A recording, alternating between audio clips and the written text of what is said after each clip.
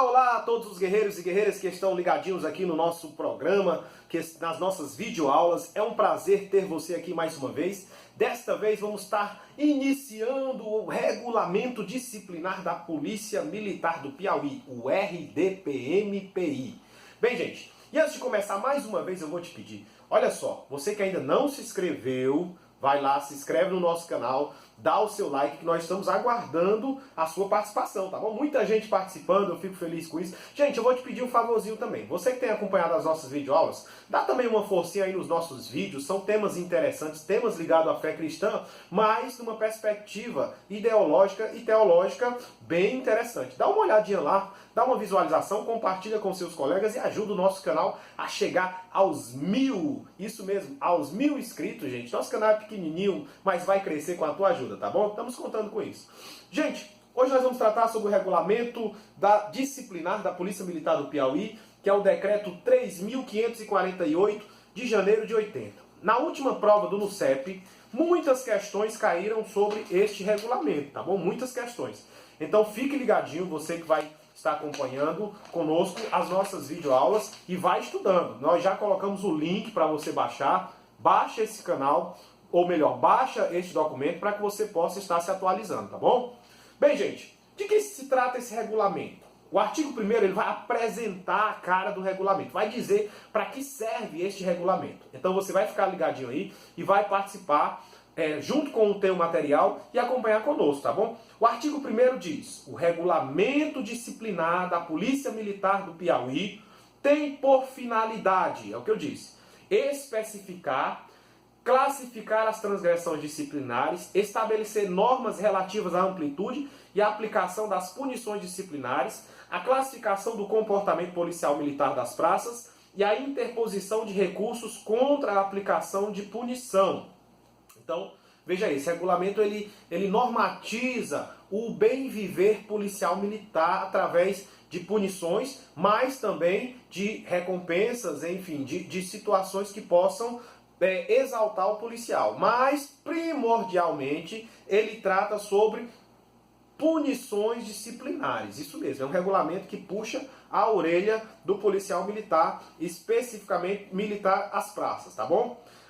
Parágrafo único. São também tratadas, em parte, neste regulamento, as recompensas especificadas no Estatuto dos Policiais Militares. O artigo 2º.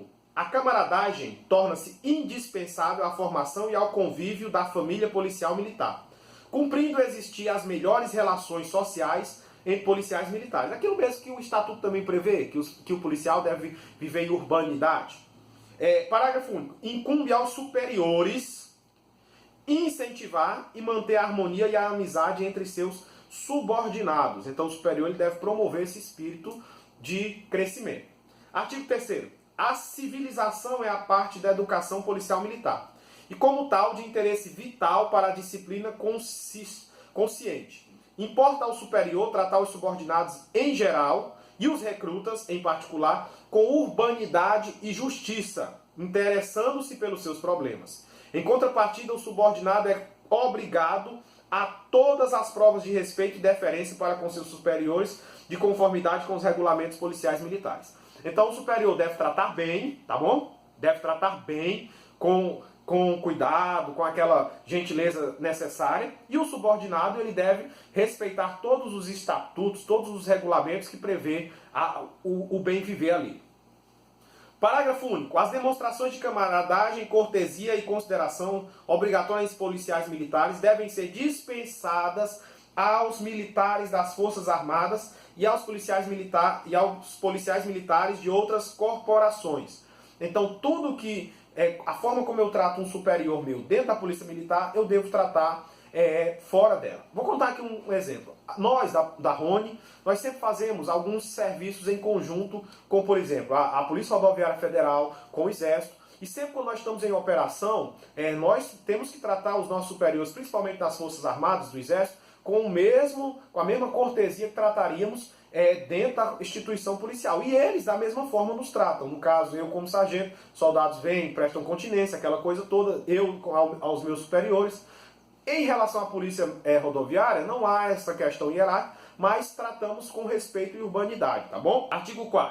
Para efeito deste regulamento, todas as organizações policiais militares, tais como Quartel do Comando Geral, Comando de Policiamento, Corpo de Tropa, Diretoria, Gabinete, Estabelecimentos, Assessorias, Repartições, Escolas, Campos de Instrução, Serviços, Centro de Formação e Aperfeiçoamento, Unidades Operacionais e entre outras, serão denominadas de OPM. Quando se fala em OPM, está falando basicamente sobre todos esses itens. Na verdade, são os quartéis, os locais onde as pessoas prestam serviço, tá bom?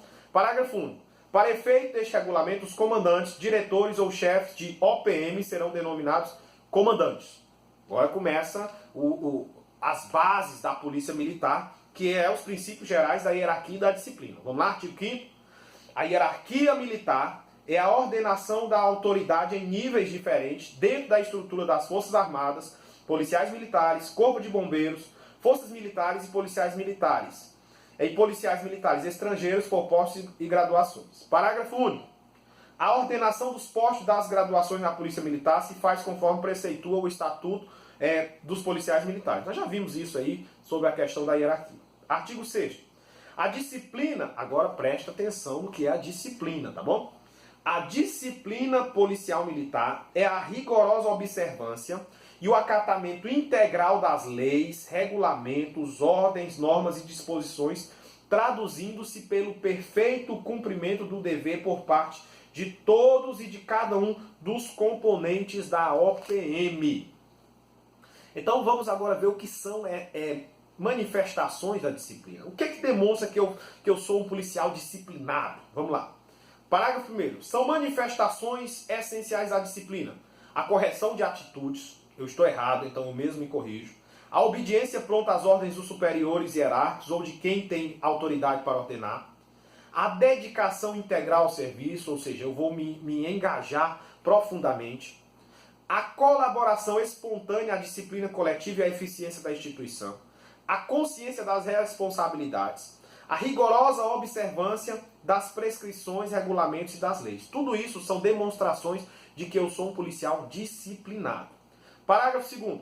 A disciplina e o respeito à hierarquia devem ser mantidos permanentemente pelos policiais militares na ativa e na inatividade. Tanto na inatividade quanto na atividade, o policial ele deve manter o respeito à disciplina e à hierarquia, tá bom? Não é porque eu me aposentei agora eu estou de qualquer jeito. Não.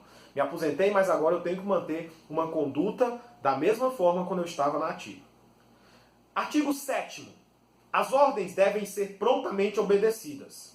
Isso é verdade. E se for uma ordem ilegal, professor? Aí é claro que você não vai obedecer essa ordem manifestamente ilegal, tá bom?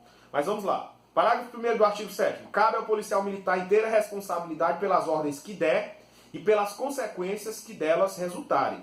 Isso principalmente para os superiores hierárquicos. Se ele vai te dar uma ordem ilegal, você pode pedir que ele assine um documento. Diga, comandante, assine aqui esse documento, porque ele vai se responsabilizar pelas ordens. Parágrafo 2º. Cabe ao subordinado, ao receber uma ordem, repeti-la e solicitar o esclarecimento ao seu total entendimento e compreensão. Parágrafo 3º. Quando a ordem importar em responsabilidade criminal para o executante, poderá o mesmo solicitar sua confirmação por escrito, cumprindo a autoridade que a emitiu atender à solicitação. Ou seja, é aquilo que eu disse, é ordem legal? Manda depois assine aqui, diga aqui o que é que o senhor quer que eu faça, porque o senhor é que vai se responsabilizar. Parágrafo 4º. Cabe ao executante que exorbitar ou emitir-se no cumprimento de ordem recebida a responsabilidade pelos excessos e omissos que cometer. Então, a situação é criteriosa, tá bom? Vamos começar então agora tratando sobre a esfera da ação do regulamento disciplinar e competência para sua aplicação. Ou seja, quem é que está sujeito a este regulamento e como é que vai ser aplicado. Artigo 8º. Estão sujeitos a este regulamento os policiais militares na ativa e na inatividade. Ou seja, o RDPM pega você durante o serviço, depois do serviço. Tá bom? Quando você está na ativa e quando você vai para a reserva.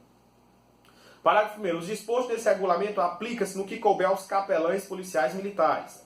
Artigo 2º. Os alunos de órgãos específicos de formação de policiais militares também estão sujeitos aos regulamentos, normas e prescrições da OPM em que estejam matriculados. Toda a OPM ela tem as NGAs, né? Então as NGAs elas vão determinar algumas normas e cumprimentos, normas e prescrições que deverão cumprir. Os alunos do CEP, ou antigo Cefap, eles estão sujeitos às NGAs do Cefap. E assim cada unidade tem as suas NGAs. Então eles também, além deste regulamento, estão sujeitos às NGAs das suas OPMs. Artigo 9º.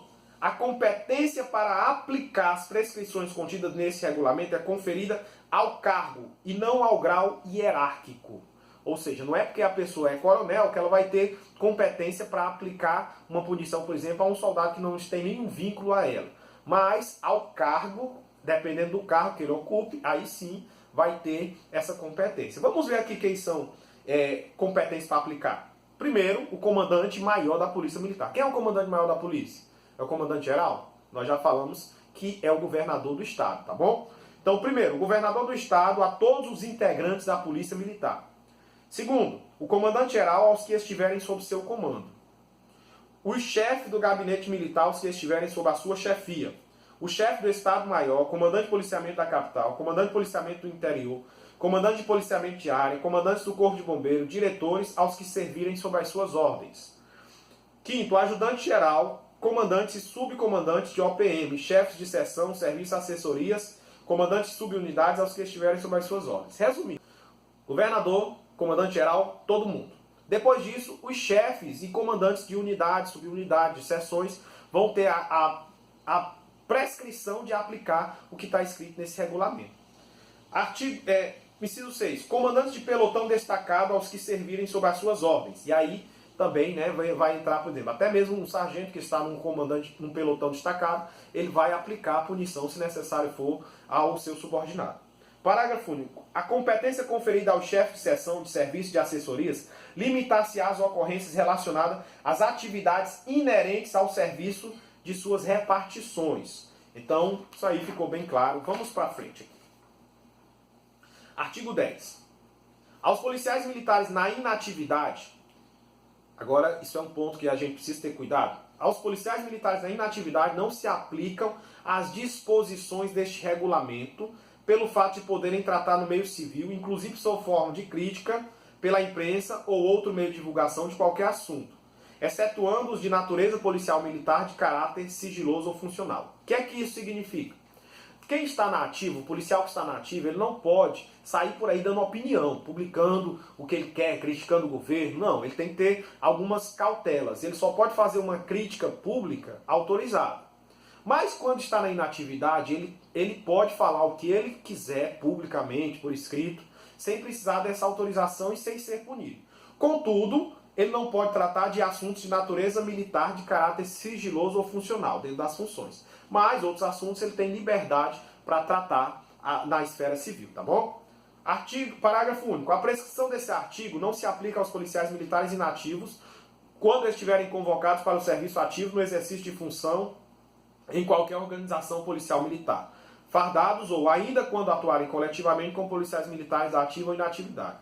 Ou seja, ele está na inatividade, mas foi convocado, então ele já é considerado como se estivesse na ativa. E, portanto, ele vai ser tratado como tal. E aí ele vai ter que ter cautela nas opiniões do que ele vai dizer, do que ele não vai dizer, tá bom? Nessa questão aí. Artigo 11. Todo policial militar que tiver conhecimento de um fato, olha essa questão, foi questão de prova, tá bom? Dá no CEP, do último concurso soldado.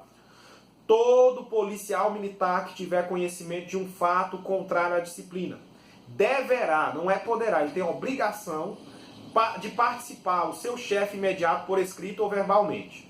Se for verbalmente, neste último caso, deve confirmar a participação por escrito do prazo máximo de 48 horas. Então, ele vai ter que escrever uma parte, que é um documento tipicamente militar, dizendo o que ele viu até em 48 horas após ele tomar conhecimento do fato.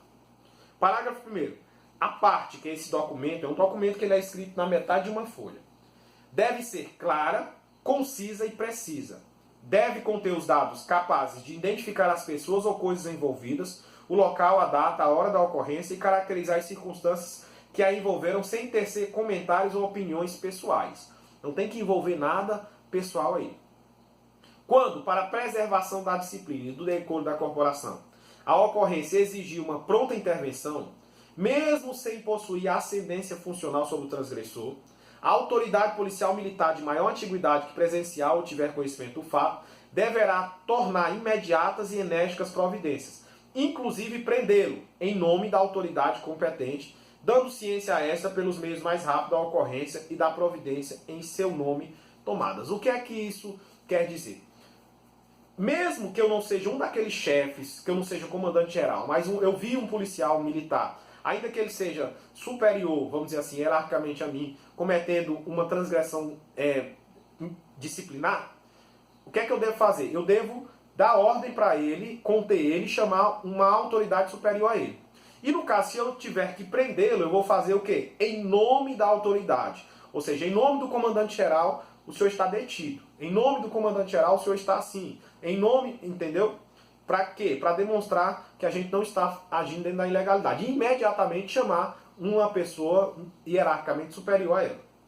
Parágrafo 3º. Nos casos de participação de ocorrência com policial militar de OPM diversa daquela a que pertence o signatário da parte, deve este, direto ou indiretamente, ser notificado da solução dada, no prazo de 6 dias úteis. Se for em outra OPM, o policial não é da sua unidade, e você fez essa parte para outra unidade, então você deve ter uma solução, uma resolução do que foi decidido em até 6 dias úteis. 6 dias úteis. Expirando este prazo, deve o signatário da parte informar a ocorrência referida à autoridade a que estiver subordinado. Parágrafo 4º, é fundamental que você preste atenção nesses prazos. A autoridade a quem a parte disciplinar é dirigida deve dar solução no prazo máximo de 4 dias úteis, podendo, se necessário, ouvir as pessoas envolvidas, obedecidas às demais prescrições regulamentares. Na impossibilidade de solucionar nesse prazo, seu motivo deverá ser necessariamente publicado em boletim e, neste caso, o prazo poderá ser prorrogado até 30 dias. Mas quantos dias é? 4 dias. Pode ser prorrogado por quantos dias? Por até 30 dias. Artigo 12. No caso de ocorrência disciplinar envolvendo policiais militares de mais de uma OPM, caberá ao comandante imediatamente superior da linha de subordinação apurar ou determinar a apuração dos fatos, procedendo a seguir de conformidade com os artigos 11 e seus parágrafos no presente regulamento, com os que sirvam sob a sua linha de subordinação. Parágrafo único. No caso de ocorrência disciplinar envolvendo militares das Forças Armadas, e policiais militares, a autoridade policial militar competente deverá tomar as medidas disciplinares referentes aos elementos a ela subordinado, informando pelos canais hierárquicos sobre a ocorrência, as medidas tomadas e o que foi por ela apurado ao comandante militar da área. Então, deteve ali um militar, vai informar o seu comandante militar da área. A partir de agora, nós vamos tratar sobre as transgressões disciplinares. O que é transgressão, quais são os prazos de apuração, os julgamentos dessas transgressões. Então vamos ver tudo isso nesses artigos aqui. Especificações de transgressões. O que é uma transgressão? A gente já falou tanto de transgressão. Então, de forma simples, transgressão é aquilo que não é crime nem contravenção. Vamos ver o que o artigo 3 diz. Transgressão disciplinar é qualquer violação dos princípios da ética, lembra da ética do Estatuto, dos deveres, lembra dos deveres do Estatuto, das obrigações policiais militares, na sua manifestação elementar e simples, e qualquer omissão ou ação contrária aos preceitos estatuídos em leis, regulamentos, normas ou disposições, desde que não constituam crime. Então, se não for crime, for algo que vá de encontro aos deveres, obrigações ou omissão, que sejam contrárias a todo esse sistema jurídico que não constitua crime, então, neste aspecto, é uma transgressão. Artigo 14. São transgressões disciplinares todas as ações ou omissões contrárias à disciplina policial militar especificadas no anexo desse regulamento. Gente, são 122 omissões que são apresentadas neste regulamento. Então é muita coisa. Todas as ações, omissões ou atos não especificados na relação de transgressões do anexo citado, que afetem a honra pessoal, o pundonor policial militar, o decoro da classe ou o sentimento do dever e outras prescrições contidas no Estatuto de Policiais Militares, leis e regulamentos, bem como aquelas praticadas contra regras e ordens de serviço estabelecidas por autoridades competentes. Deixa eu só explicar para vocês aqui. Gente, isso aqui levado a cabo, toda atitude que não seja perfeita, vamos dizer assim, é uma transgressão disciplinar, tá bom? Então, realmente, é como eu sempre costumo dizer, o policial ele anda num fio da navalha. A qualquer momento, ele pode cair de um lado ou do outro. Então tem que andar com cautela. Você que vai ser policial militar, ó, fica ligadinho aí, tá bom? Porque qualquer atitude que vá de encontro a esses preceitos, você pode ser enquadrado em uma transgressão disciplinar. Julgamento das transgressões. O artigo 15. O julgamento das transgressões deve ser precedido de um exame de uma análise que considere os antecedentes do agressor, as causas que a determinaram, a natureza dos fatos ou atos que envolveram, as consequências que dela possam resultar. Então, quando vai ser feito o julgamento, a pessoa que está responsável pelo julgamento deve analisar todos esses fatos. Artigo 16. No julgamento das transgressões, podem ser levantadas causas que justifiquem a falta ou as circunstâncias que a atenuem ou agravem. Então, existem atenuações e existem agravamento da transgressão, tá bom? Existem atitudes que podem atenuar, ou seja, amenizar, e outras que podem agravar as punições que virão dela. São causas de justificação, artigo 17, que podem justificar uma transgressão.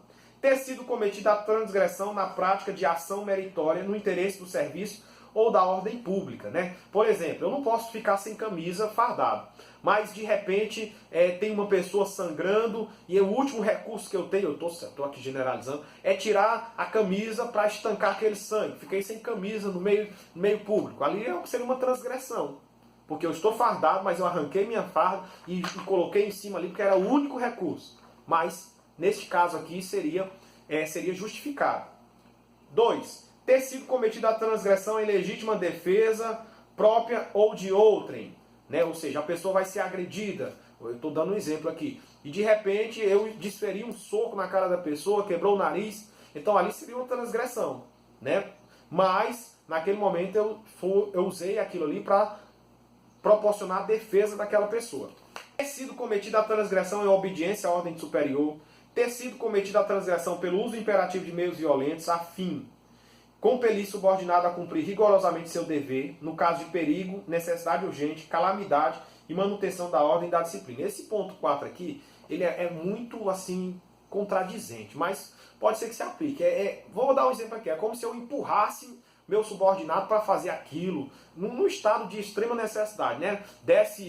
Ameaçasse atirar nele, seria alguma coisa bem séria nesse sentido, né? 5º, mas isso na prática eu nunca vi e eu espero que nunca veja algo nesse sentido. 5º, ter havido motivo de força maior plenamente comprovado e justificado. Por exemplo, chegar atrasado é uma transgressão. Mas se furou o pneu do meu transporte, eu posso comprovar com o comprovante da borracharia, com fotos, enfim. Não tem por que eu ser punido por aquilo ali. Nos casos de ignorância, falta de prática no serviço plenamente comprovada, desde que não atente contra os sentimentos normais de patriotismo, humanidade e probidade. Não haverá punição, parágrafo único, quando for reconhecida qualquer causa de justificação. Então, se uma dessas causas foi reconhecida, não há punição, tá bom? São circunstâncias atenuantes. Agora é o caso de atenuar, tá? Primeiro, justificação, não tem punição. Atenuação é que diminui a causa dela.